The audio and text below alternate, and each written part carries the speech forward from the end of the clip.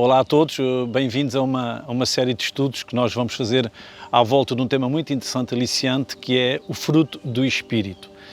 A grande ideia de fundo é que a vida do cristão autêntico, da pessoa que conhece Deus e que cresce em Deus e quer segui-lo, é uma vida que depende do esforço, da qualidade de cada um, daquilo que se empenha em fazer, daquilo que deseja fazer, mas o que é verdade é que o ser humano não consegue por si só realizar-se. E aí precisamos também da ajuda de Deus. E este grande tema, o fruto do Espírito, é exatamente para compatibilizar, para juntar estes dois esforços, que é, por um lado, o ser humano tem que desejar, tem que querer, tem que buscar a Deus, mas também é verdade que aquilo que vai acontecer é o resultado do que Deus vai fazer na sua vida.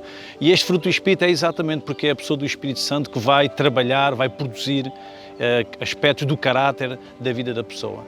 Isto vai ser feito em várias vezes e gostaríamos de convidá-la a assistir e a acompanhar connosco, com a sua Bíblia, para podermos aprender mais sobre o que é o fruto do Espírito. Deus abençoe a todos e bem-vindos ao nosso estudo.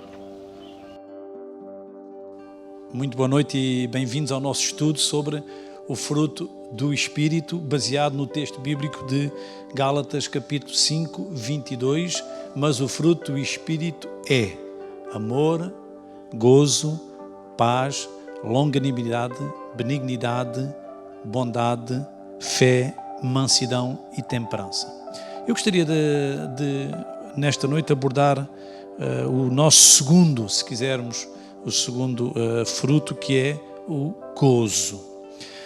Se cada um destes 9, ou já falamos um pouquinho sobre esta questão de serem 9 ou serem 8 manifestações do primeiro, que é o amor, mas vamos chamar segundo, porque é, seguindo a ordem que está lá, amor, gozo.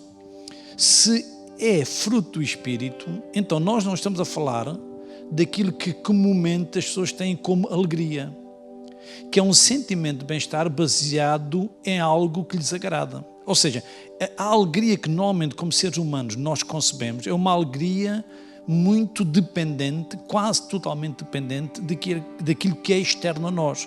Ou seja, nós fomos, no bom sentido da palavra, vítimas de coisas agradáveis. Então ficamos alegres, temos alegria.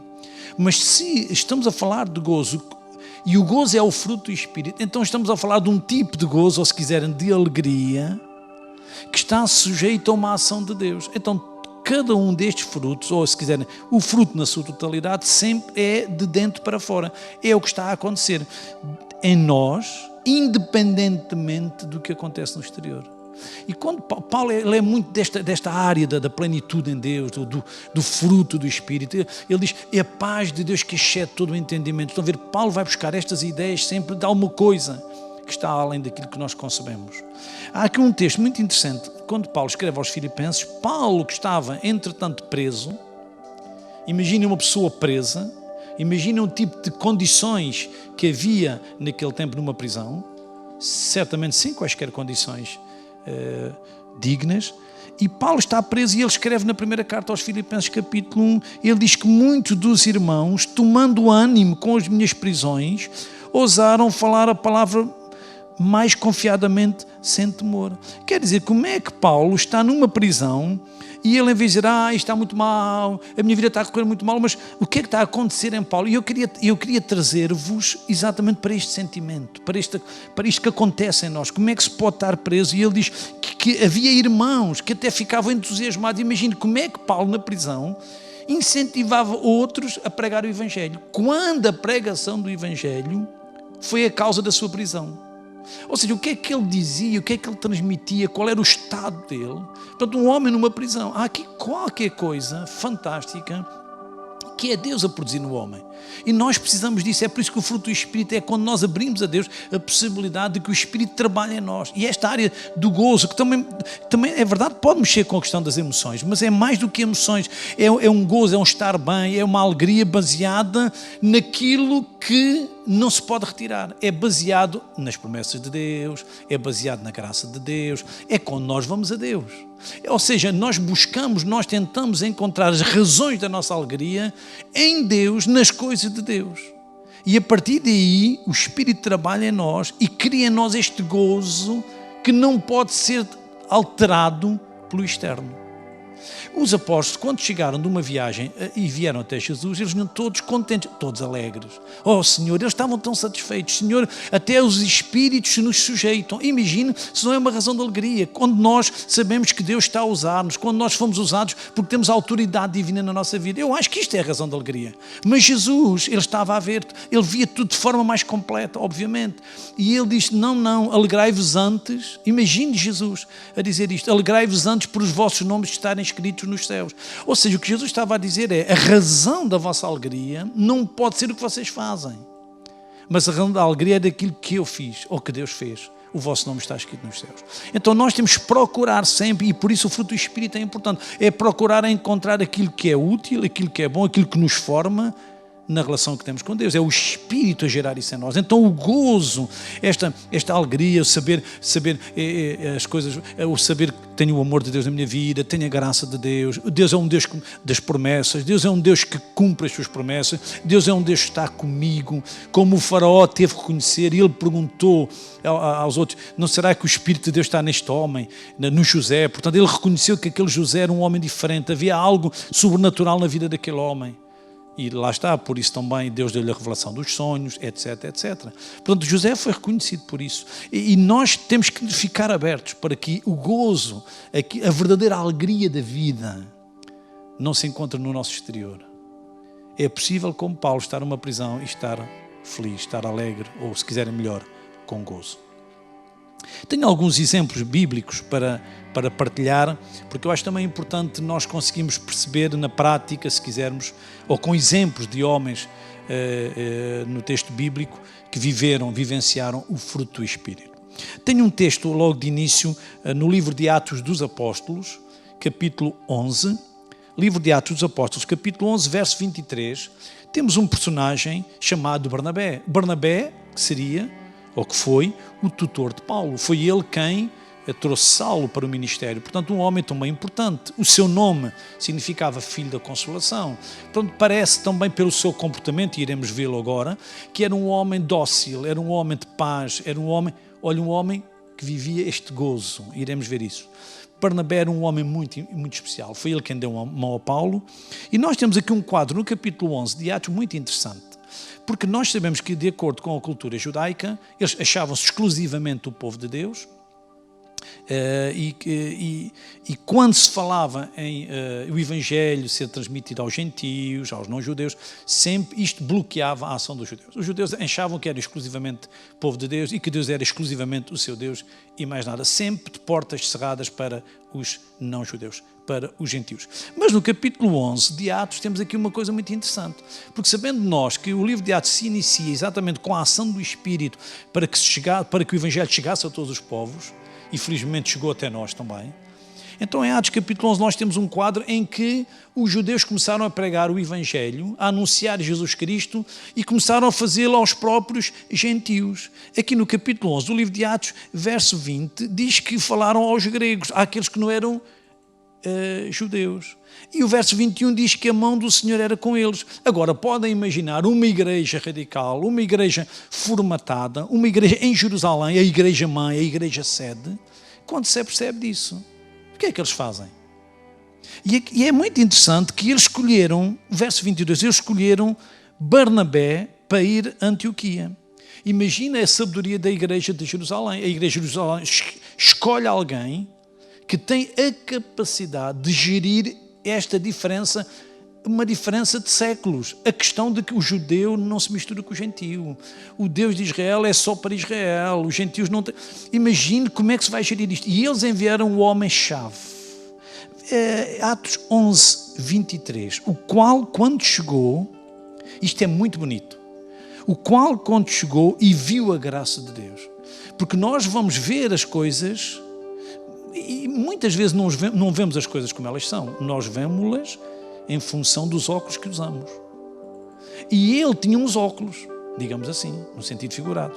Ele chegou lá e o que é que ele viu? Ora, se ele fosse um exclusivista, se ele fosse um legalista, ele chegava lá e o que ele poderia, ou desprezava aqueles gentios, ou, se for possível, dava um raspanete àquela gente toda, mas não é verdade. Ele diz que quando chegou lá, ele olhou e viu gentios salvos, tal como eles judeus. Diz que ele chegou lá e diz que viu a graça de Deus, e agora a nossa palavra-chave, porque isto é fruto do Espírito, se alegrou.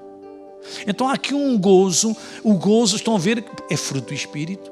O gozo é quando nós sintonizamos com o Espírito. Ele viu aquele trabalho como resultado do que Deus estava a fazer. Ele viu com os óculos de Deus.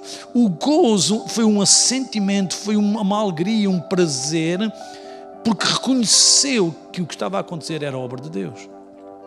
Então ele ficou, digamos, os seus olhos se abriram e ele teve a percepção, a mesma visão que Deus. Então o versículo 22 diz que, ou 23, melhor, se alegrou e exortou a todos que com firmeza de coração permanecessem no Senhor.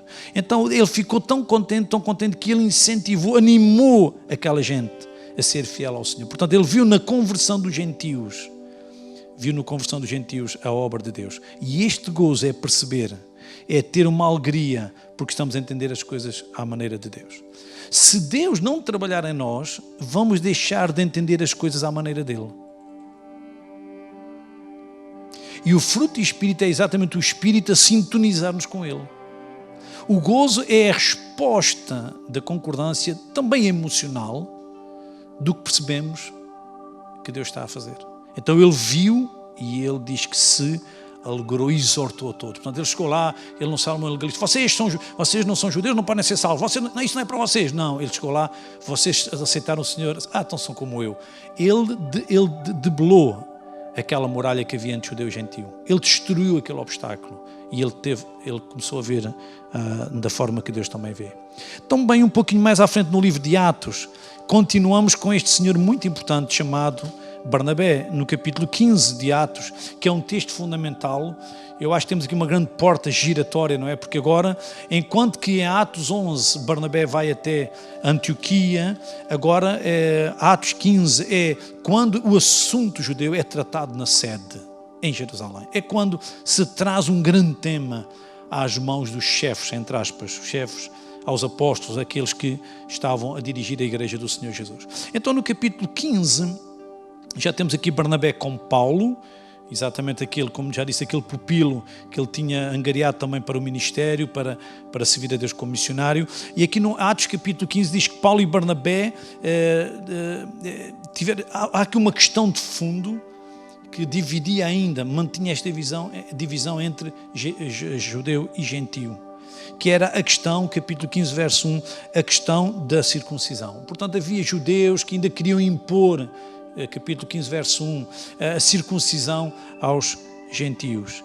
E o verso 2 diz que começou a haver entre eles diferente, não é? Portanto, Paulo e Barnabé começaram a ter esta discussão acerca da circuncisão. Como é que nós vamos resolver isto? Então o que é que eles decidem? Verso 2, vamos até Jerusalém, vamos aos apóstolos para que se tome uma posição definitiva. E tomaram uma posição definitiva.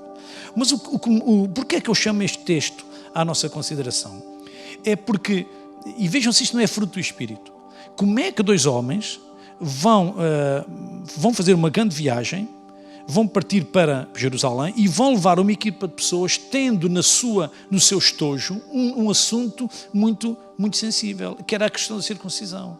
Podemos ou não podemos obrigar? Temos ou não temos que obrigar? E isto, entre eles, certamente também criou esta fricção. Mas o que eu acho interessante é que, apesar desta dificuldade, eles conseguiram, e isto é obra de Deus, isto é obra do Espírito Santo, eles conseguiram ver, eles conseguiram comunicar o que mais importante estava a acontecer nos gentios. Veja aqui o capítulo 15, verso 3. E eles, sendo acompanhados pela igreja, portanto, trazendo irmãos com eles nesta viagem até Jerusalém, passaram pela Fenícia e por Samaria, contando a conversão dos gentios, e davam grande gozo, davam grande alegria a todos os irmãos. Ou seja, quando nós estamos sintonizados com o Espírito, quando nós temos este gozo do Espírito, de alguma maneira nós também conduzimos os outros a este estado, conduzimos os outros a perceberem também isto.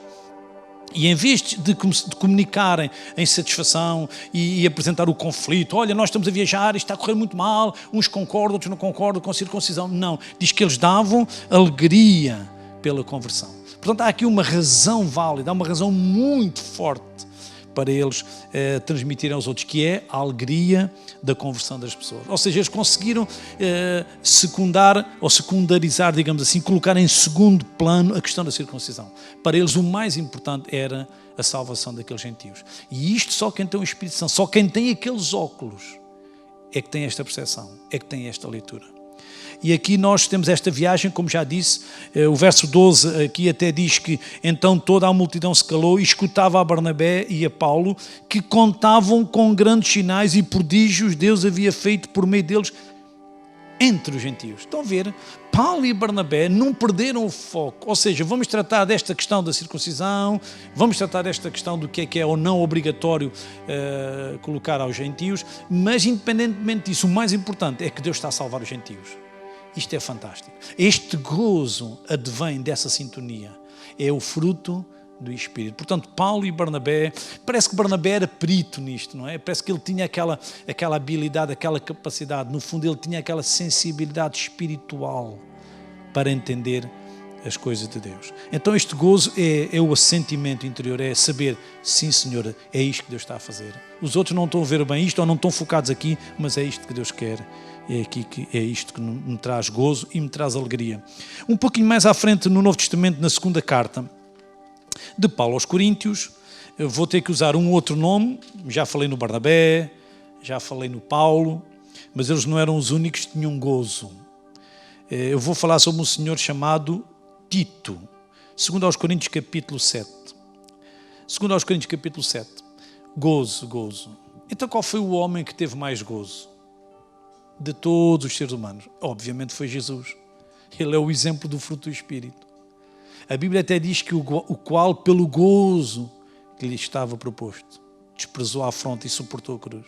Ou seja, apesar, e nós não conseguimos imaginar, não conseguimos, apesar da dor física da cruz, apesar da dor em tudo aquilo que é a nossa identidade, aquilo que é a nossa construção como seres humanos, mental, físico, espiritual, Jesus sofreu uma dor que nós não imaginamos, mas lá por detrás o pano de fundo era o gozo. Ele sabia que valia a pena aguentar aquela dor, porque depois iria alcançar um resultado final.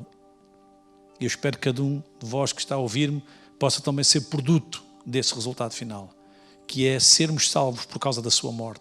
Então Jesus conseguia ter aquele gozo. Estão a ver? Não é algo... Claro que ninguém vai estar a rir, todo contente, porque estão a maltratá-lo. Não é isso que estamos a falar. Estamos a falar de uma coisa que é do interior, há uma coisa que Deus faz cá dentro. Podem imaginar aqueles cristãos que têm sido mortos. Ainda hoje, nestes tempos, ainda há pessoas cristãos a serem perseguidos. Cristãos que pagam com a própria vida. Imaginem cristãos como foram mortos na Inquisição ou no Coliseu de Roma, ou como queiram, tantos lugares onde foram mortos por feras, foram devorados por labaredas de fogo. Como é que eles conseguiam cantar? Como é que eles oravam? De onde é que isso vinha? Há algo que Deus faz em nós, e é isso que eu queria transmitir esta noite, é o gozo que vem de Deus, este gozo que o Espírito coloca em nós, que nos ajuda a ultrapassar os obstáculos. E aqui o texto sobre Tito, segundo aos Coríntios, capítulo 7, a segunda carta aos Coríntios é uma carta muito interessante porque, enquanto na primeira carta Paulo está a tentar ajudá-los a resolver algumas coisas nas igrejas, na igreja lá em Corinto, a segunda carta é mais para defender a sua autoridade apostólica, porque tinha sido posta em questão e ele precisava também defender baseado no seu exemplo, ele que tinha fundado aquela igreja, que tinha mostrado o seu amor, etc, etc. E o nosso personagem chamado Tito, que tinha vindo de Corinto até Paulo, diz aqui em 2 aos Coríntios capítulo 7, versículo 6, 7:6, mas Deus que consola os abatidos nos consolou com a vinda de Tito. Portanto, o Tito traz uma boa mensagem de que houve quem aceitasse a carta de Paulo, mas o meu foco está no verso 13. Por isso fomos consolados pela vossa consolação. Agora, isto não é interessante. Paulo não tem uma alegria egoísta, que eu estou contente, tudo bem. Não, ele diz, eu estou feliz, nós fomos consolados pela vossa consolação. O facto de sabermos que vocês também foram consolados, consolou-nos a nós. Portanto, pense nisto, o fruto do Espírito é algo que o Espírito faz em nós, mas é algo para ser vivenciado, é uma alegria que sai cá para fora, vivenciada com os demais.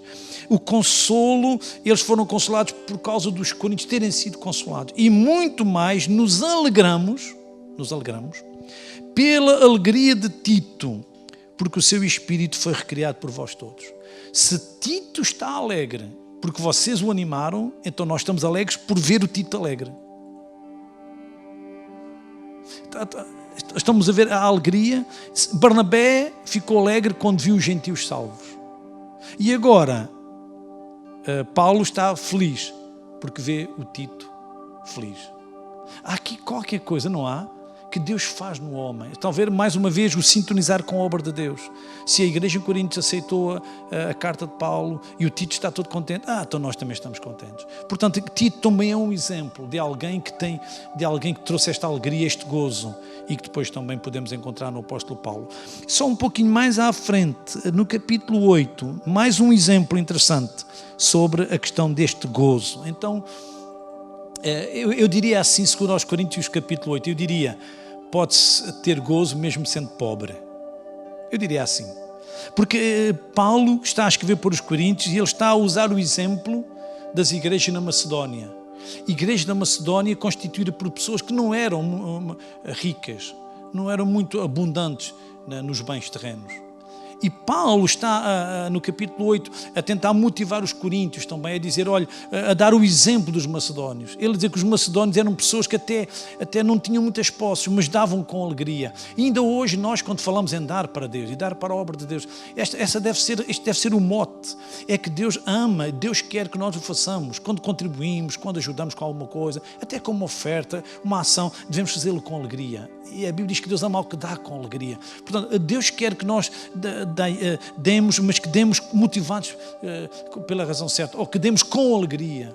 E Paulo está aqui no capítulo 8, verso 1, ele diz, também, irmãos, vos fazemos conhecer a graça de Deus dada às igrejas da Macedónia. Então Paulo coloca a oferta, a generosidade dos macedónios, não como uma obrigação, mas como uma graça de Deus. Ou seja, é Deus a dar um privilégio às igrejas para darem.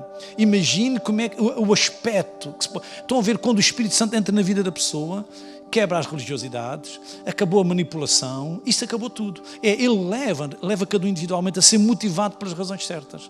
E Ele coloca a nossa oferta. É por isso que quando nós damos a Deus, em boa verdade, Deus faz o favor de aceitar um pouco do muito que Ele nos dá.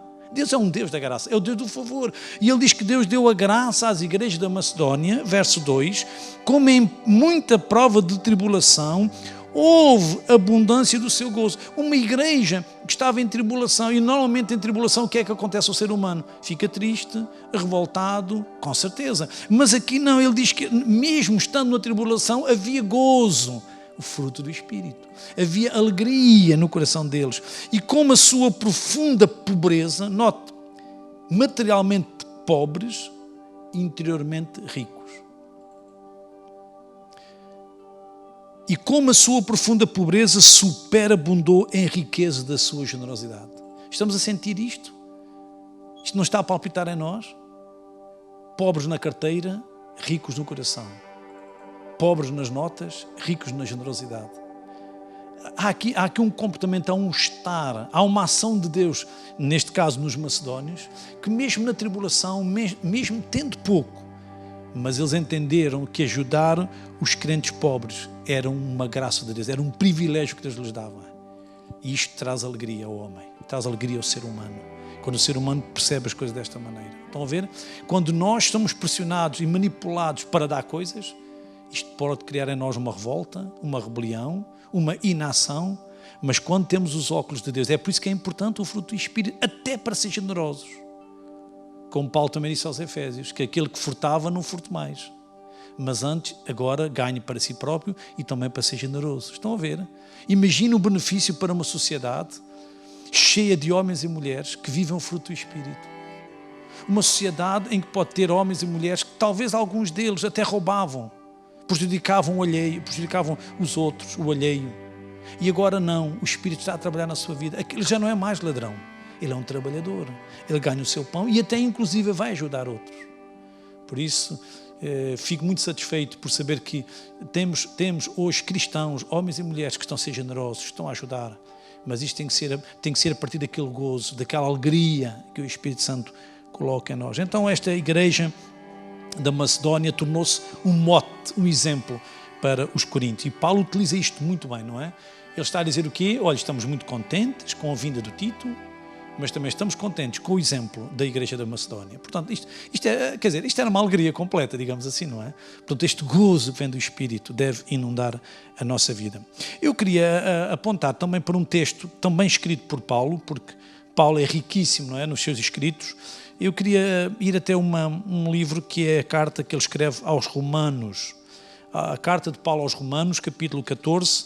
Este será o meu último texto, Romanos capítulo 14. Ainda que nós temos vários textos também sobre o tema do gozo, mas eu estou à procura de alguns exemplos e depois certamente poderão também nas vossas casas ler outros textos. Mas Romanos capítulo 14, Paulo vai falar também um pouquinho sobre aquilo que é a preocupação que temos de ter com os demais, porque ser igreja é isto mesmo, é também vivermos para os outros, é preocuparmos com os outros, e se o amor, o fruto do Espírito que é o amor, é fazer bem aos outros, o gozo também não deixa de ser isso. O gozo também é fazer com a razão certa. É fazer motivado. Ou seja, é ser impelidos. É quando fazemos com alegria, é quando damos com gozo, é quando fazemos sem qualquer interesse pessoal, é quando fazemos libertos de qualquer tipo de egoísmo, não é? Quando estamos a pensar nos outros. Ser liberais. Aqui o texto, Romanos capítulo 14... o enquadramento que nós temos que fazer aqui, ainda que eu queira citar especialmente um versículo, mas o enquadramento, Romanos capítulo 14, dos versos 13 até 23, tem a ver com o relacionamento com os outros. Como é que nós, como cristãos, devemos ter como intenção ser uma bênção, uma alegria, uma motivação para os outros. O capítulo 14, verso 13, diz que o nosso propósito como cristãos é não pôr tropeço ou escândalo ao irmão. Portanto, nós não existimos para fazer o que nós queremos em boa verdade. Agora faço o que eu quero. A partir do momento que Cristo é o Senhor da nossa vida, nós também somos introduzidos na igreja e nós também preocupamos-nos com os outros. Eu estou a dizer isto porque eu também sou beneficiário. Eu sei muito bem como sou tratado por muita gente. Porquê? Por causa do mesmo Cristo estar neles. Portanto, eu sinto esse benefício também. Portanto, eu tenho também, de alguma maneira, eu também devo ser esse benefício para os outros.